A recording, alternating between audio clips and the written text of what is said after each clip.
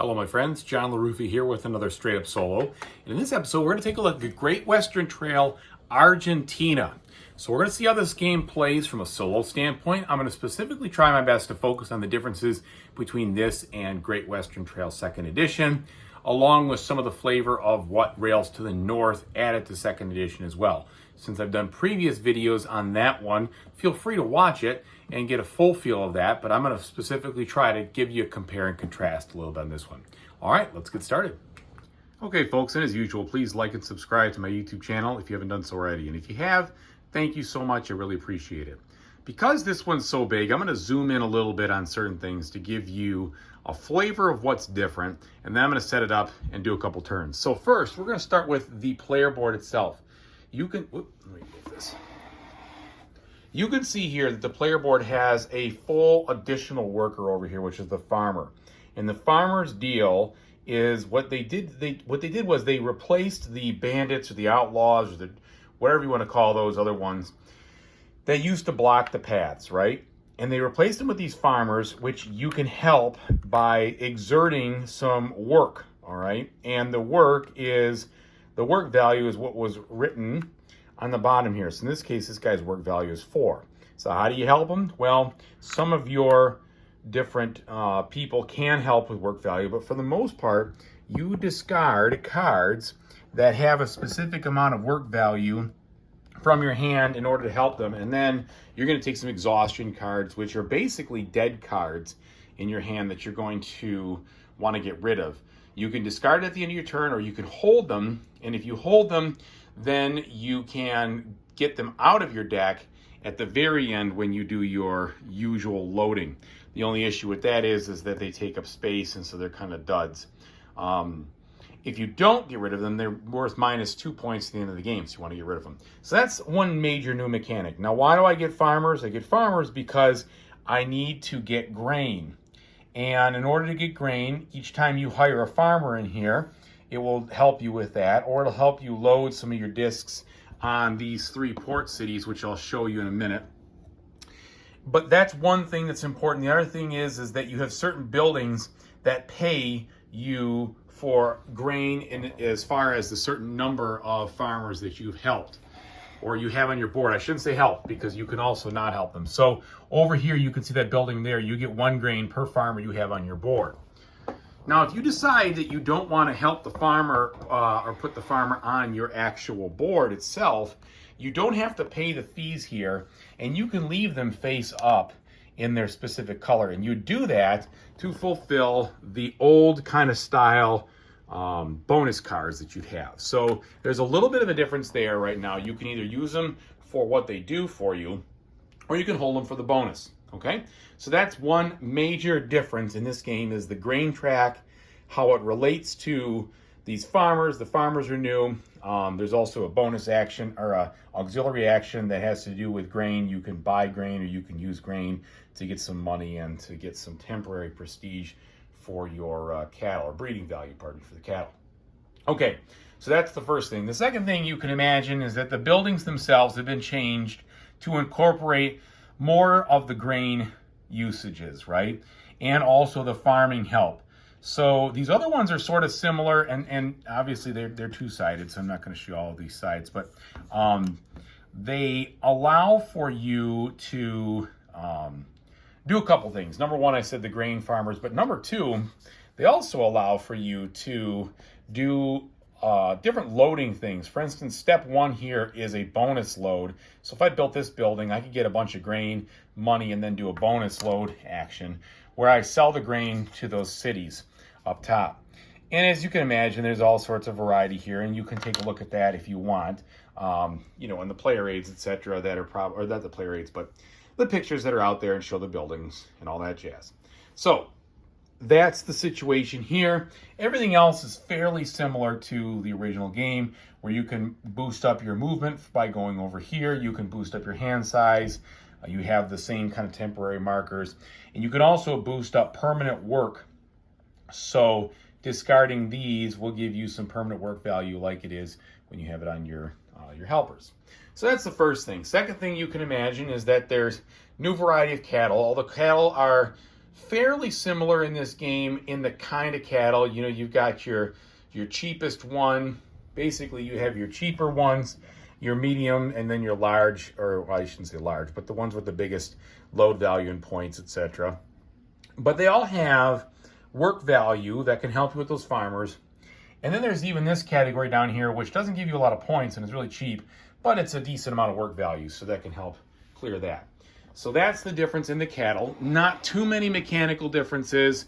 There isn't anything like there was in Great Western Trail with the expansions where you can get cattle that get better over time or anything of that nature. Okay, the Automa itself plays almost identically to the Automa in Great Western Trail 2nd Edition, which is great. It's driven by this deck of cards, and it also does its loading priorities based on this other deck of cards, this small deck. You can choose an easy, a medium, or a difficult, and they give you basically three cards, and it tells you, you know, how to load the different boats. So there's that. Then we talk about what's going on in the main board, and I'll set the camera up here to kind of show you the differences here. So the main board itself has a couple of different things going on. Number one, there are more spots with more farmers and things of that nature. So like I showed you before, you know, these guys are kind of like the outlaws and the bandits, but they're in more of the rows. There's a section here, a section up there, and a section over here. So there's more that comes up. Number two, they are more likely to block your path, especially in this area, than in the other game where you could kind of avoid them if you wanted. Number three, the actual board itself is, I'd say, pretty similar, except instead of getting money for those kind of spaces that would have, you know, spaces in the woods, they replace that mechanic with you can get grain for building your buildings on these little spots here that have the grain icon. They still have the risk actions on the side. Those are still there. So that's very similar to the original. And then I think that's about the size of it. Now, when it comes to the workers, there's still the same three types of workers: the ranchers, the carpenters, and the mechanics. And so those are still there, although some of them, like I said, will have the ability to come in with a work value, and that work value itself will cost an extra coin when you go to hire them. This work track and the conditions for the end of the game are identical to what they were in the base game, or the original game.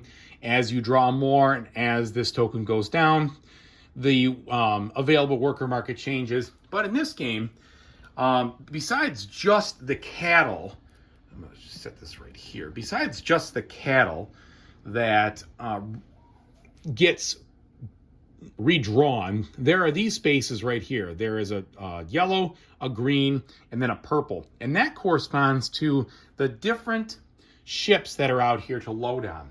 So what happens is when this crosses this value, as this one just did, and I'll demonstrate that right now, take any of the discs that are on the spaces of the yellow and I move them to my bonus cities up here. So I'm going to do that so you can see it. And what these do is these discs now become available for bonus loading actions. Okay, so these come up here just like so. And in the beginning of the loading action now, I can actually spend grain to move them into the specific city to score points potentially, and also to get money. All right, so that's new.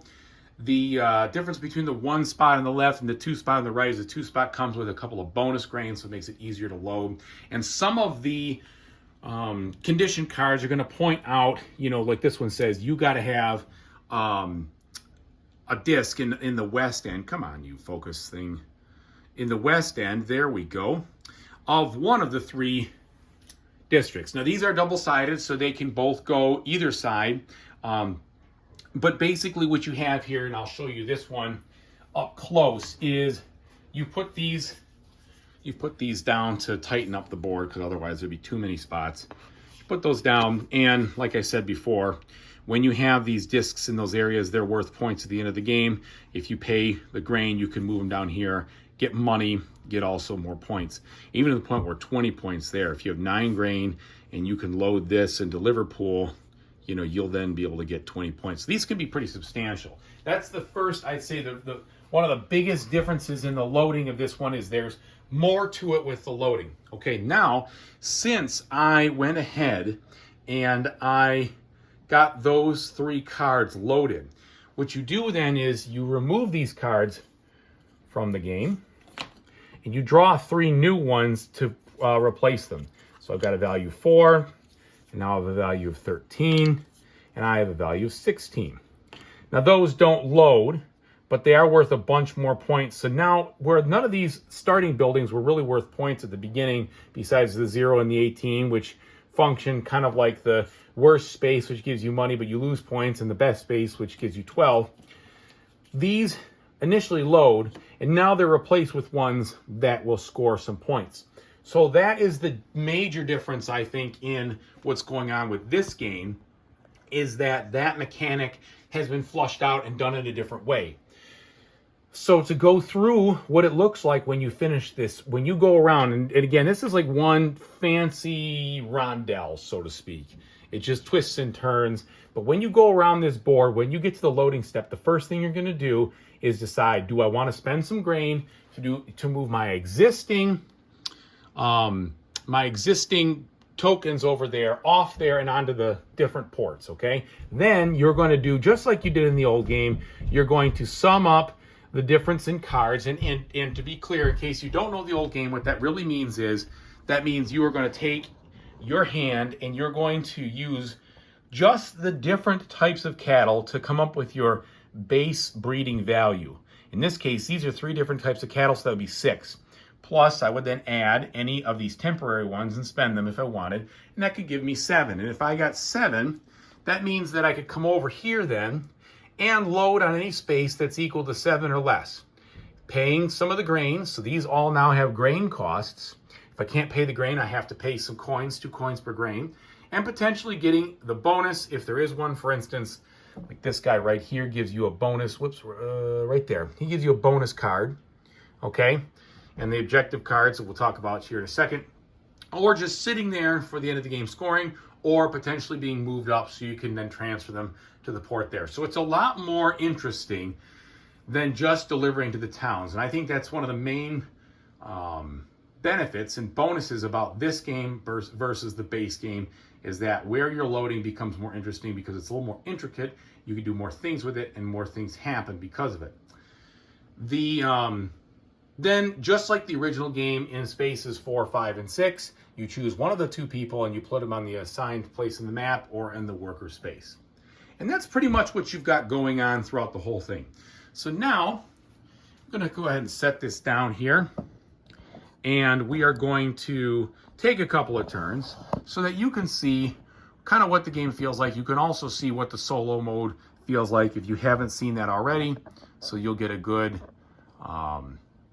picture of how that goes. And the solo mode, just like the original game, is very elegant and easy to use. So it is actually the solo player's turn. So what you do in the solo player's turn, you flip over the card, you do exactly what it says. And these are extremely self-explanatory, thank goodness. It says move his guy 1 space and then take these 2 actions down here. So what this means is, like I said, 1 space. And this means he is going to choose to help a farmer. And in the case of helping the farmer, he's just going to discard it. And it is going to go out of the game, and he's going to help the one that's worth the most coins. Then he's going to move a specific amount of grain, or he's going to gain a specific amount of grain based on his card in the loading. And the loading starts at 1, so he's going to gain 1. So doing all that, I will take him, I'll move him to the first space, which happens to be this building right here. He never takes actions based on where he is on the board, except at the very end when he gets to Buenos Aires. And even with getting to Buenos Aires, he still takes all the actions on the card. Then he does the Buenos Aires step. Okay, so then I told you he's going to help the farmer that's going to give us the most coins. Well, this is a 2, a 2, a 2, a 2. So they're all 2s. So then there's a priority check as far as which one you do. And that is there's only just a couple of those priority checks in this game. So it's not too bad. But here it says You get the one with the most pesos, then the farmer tile with the lowest required strength value. Because what you're trying to do is you're trying to make it difficult for the regular player to clear it up. So this one's a 5, this one's a 4, that's a 6. So he's going to do the 4 right here. He's just going to take that discard out of the game. And then, like I said, he's going to gain 1 grain on his board. And that's all he does. Very simple. Now, on your turn, just to go back through what the way the game works is, you're going to move your person up to 3 spaces as the base movement. You don't interact at all with the worker that's on the board that you're playing against. So you could stop here if you wanted. You could keep going. And in my case, I'm actually going to go here and I'm going to build one of the buildings. But before I do that, I'm going to discard that 2 card so that I can get 2 coins, because that's the first thing that building lets me do, is discard that. Then I can build a building according to the number of carpenters I have. I only have 1 carpenter, which is unfortunate. So the only building I could do is I could build a level 1, or I could upgrade my level 1 to a level 2, but that's not going to happen. I'm going to build a level 1 and I'm going to put it anywhere on the board, but specifically I'd like to put it right here. I want to put it in a space that offers me the ability to do the farming, to boost up my farming. So I think I'm going to put it here. And then I can go on that space. It'll automatically move me forward every time.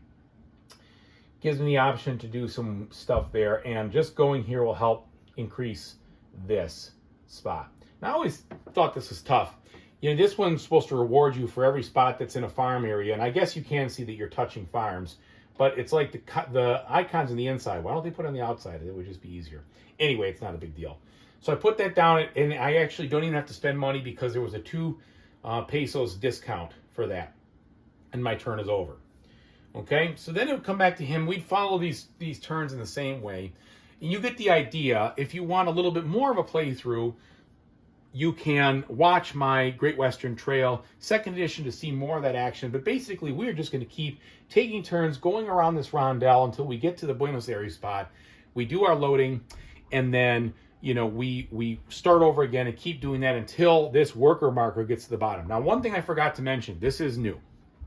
In regards to the worker or the railroad track, instead of having to pay a monetary fee with the way this railroad works, the further down the railroad it goes, the earlier you can stop at Buenos Aires. So, for instance, he is over here in this station right here. And the stations work just like they did in the base game, where you can go there, you can pay the coin fee, you get the points at the end of the game, and if you want, you can spend place one of your worker people down to take the end game bonus and the immediate bonus. But what it does is it allows you to unlock the ability to get to Buenos Aires sooner. And that's good because that shortens some of the length, so it makes it quicker. And also, if you decide not to deal with some of these farmers over here, you don't have to pay all the penalties for going by them. And so I've unlocked this shortcut thus far, and I'm about to unlock this one here after I get through space 6 and onto space, well, I guess that's, yes, past space 6. Then I can get off and hit the road and go back, so to speak, that way. So that's the first thing. The second thing they did was, if you get all the way to the end of the track, it will allow you to reset and continue to go here and upgrade this final space more than once if you want. So it was just a little bit of difference thing. I think you can upgrade that more than once. A little difference in how you do this, and it basically, the train speeds up your ability to load versus saying I can't load to a specific area until I cross it. So that's different, and it makes it a little less money driven and more on the speed. All right, so that's a full overview of the differences that I can find in this edition versus Great Western Trail, and the 2nd edition, pardon me. And I'll go ahead and tell you what I think about it, and then I'll also incorporate the expansion and kind of my comparison between the 2 games. The expansion of Great Western Trail, 2nd edition, Rails to the North. There is no expansion for this at this time. All right, let's go ahead and talk about it. So, what do I think of Great Western Trail Argentina? First of all, I really enjoyed the original game, and I really enjoyed this one as well. There's a very similar feel of customization and deck building and trying to decide what kind of strategy you're going to do with your actual buildings and how you're going to handle that, that's all still here. It's very good. I also think that the loading mechanism and how you ship in this game, I shouldn't say loading, but the shipping mechanism is much more enjoyable than the base game of Great Western Trail 2nd Edition. I think is just a lot more fulfilling. That one was a little bit simpler in that regard. You basically just loaded almost always to the one you could afford the most of, and then you tried to pair them up to get some of those bonuses. And that was fine, but this is better, I think. I also like the choices you get of once you've loaded on these different ships, then when they get to the port, you can then decide to try to bank up a bunch more grain in order to put them on spots that's worth more points or more money, pardon me. So I think that's cool because that adds to it. I also like the fact that you have the ability to help farmers, which is a big trade-off because you're going to be taking those dead cards into your hand, and that's going to penalize you later on in the game, and it could cost you points. But in doing so, you can either use them to fulfill your objective cards, or you can use them for your grain, which is really cool. And so they give you more ways to interact in this game and more things to do, which I like. Now, when you compare this to the base game of Great Western Trail 2nd Edition, I like this one better. However, when you compare it to the base game with the Rails to the North, I think they're comparable. Because Rails to the North provides you interesting choices of how you want to unlock different spots to ship in a little bit of a different way than this one, of course. But that changes and adds to the specifics of what you can do there. Now, if you said, okay, well, everything considered, what do you want? Where is the, you can have to choose either this or this with the expansion, or the base game with the expansion or this. I guess I would probably choose this first because it's going to be cheaper overall to buy this game, and you get a comparable experience to the original with the expansion. So the original with the expansion is still very elegant. It's very fun. I'm not going to sell that because I like the differences there. But if I had to choose one and I had none of them, I'd probably start with this entryway into it because you get a lot of variety and choices and mechanics, etc. And you're going to save a little money. Both of them play very well from a solo standpoint. The solo bot is competitive in both of them, which is good news. I find very much the same enjoyment of the deck building. I guess you could say that with the expansion on the new one, there's a few more different cards and things you can put in that aren't present here. So it's just a little bit more cattle. But I'd say that's kind of minor. It's not really going to make or break, I think, the situation here. So there is just a little less variety in the cattle here. So that's what I think. If you didn't like Great Western Trail 2nd Edition, you're not going to like this game. It's not like, oh, I didn't like this one, but now this one changes everything. It's definitely in the same mind space, the same mechanisms, and the same type of game. So one was not going to change your mind versus the other. But if you loved the first one and you're like, well, is this going to be more of the same? No, I don't think so. I think it's going to be. Someone made the comparison between Brass Lancashire and Brass Birmingham, and if you like one, you'll like the other because it's the same type of game, but it changes the mechanics. And I think that I shouldn't say changes the mechanics; it adds different nuances. And I think in that regard, this is where this one falls. Is it's a good comparison. If you like one, you'll like the other. Do you need to own both? It just depends on how much you like it and how much you appreciate this type of game. So hopefully that gives you as much information as I can to arm you with a decision if I will or I will not go with this game from a solo standpoint. But both games are very easy to solo. It's nice and elegant. I will say that you're going to see every solo card here, so it's not like there's a difference. But what does make the difference in the solo game is where he specializes in the workers, and also whether you choose easy, medium, or hard, and how aggressive and the different things he does when he ships. So it is a customizable difficulty. Thanks so much for watching. I really appreciate it. I always appreciate your support and your comments. And whatever you decide to play in the future, I hope you have a fantastic time doing it. Take it easy, everybody.